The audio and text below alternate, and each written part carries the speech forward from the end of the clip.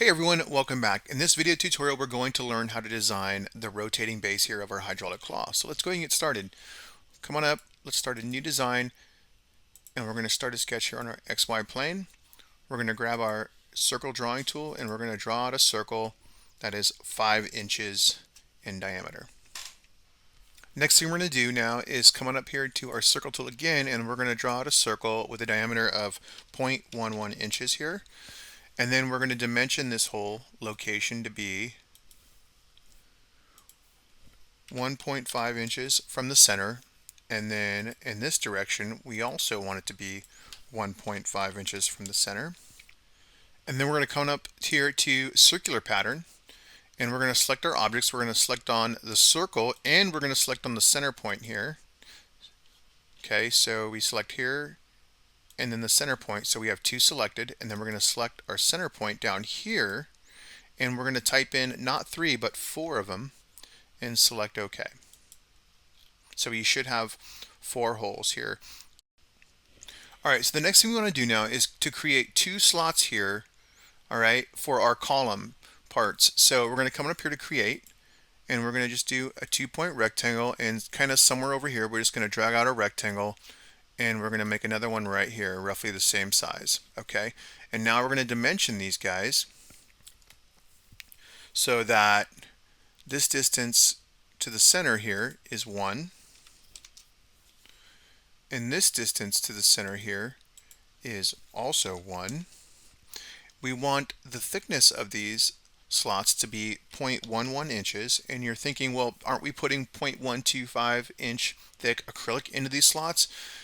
And we are, but so they fit nice and snug, we're going to make them slightly smaller. So our acrylic should press fit in here, and we get a nice tight fit in there. All right, so we're going to come on over here, and we're going to do the same thing for this one, and this slot should be 0.11. Hit enter. And the next thing we want to do is make this distance here 0.75 inches, and this distance here 0.75 inches, and then the overall distance we want it to be 2 inches, and the same thing here. So when you're done, you should have 2 squares properly centered here. Okay, and the last thing we need to do for this sketch is to create a circle right in the center so this thing can rotate with a diameter of 0.11 inches. Alright, now we're done with the sketch. Let's go ahead and finish our sketch and go ahead and extrude it out a distance of 0.125 inches. Alright, the next thing we're going to do is go ahead and start a quick sketch on here, and we're going to come up to point, and we're just going to place a point right in the middle of each of these 4 outer holes. Finish our sketch, and then we're going to come back to create, and we're going to come on down to hole. Actually, you can come right here to hole, and let's go ahead and click on all of them.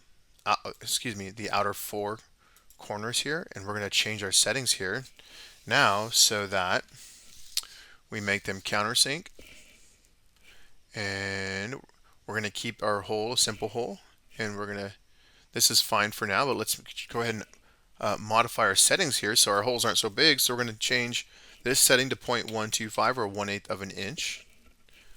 All right, and then right here it's going to be 0.22 inches. 82 degrees is looking good, and then for our overall diameter here, we're just going to make that 0.11, the same size as our other holes. Okay, let's go ahead and select OK.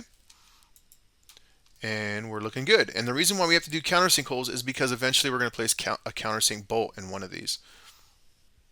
And we are now done with this part. But the last thing we want to do now is to go ahead and change its appearance. Okay, I'm going to come on down to plastic, find translucent, or I believe it's translucent, or maybe transparent. There we go. And we're going to do acrylic red, and go ahead and close that guy there. Okay. All right, when you're done, don't forget to save it. Thanks for watching. We'll see you in the next video.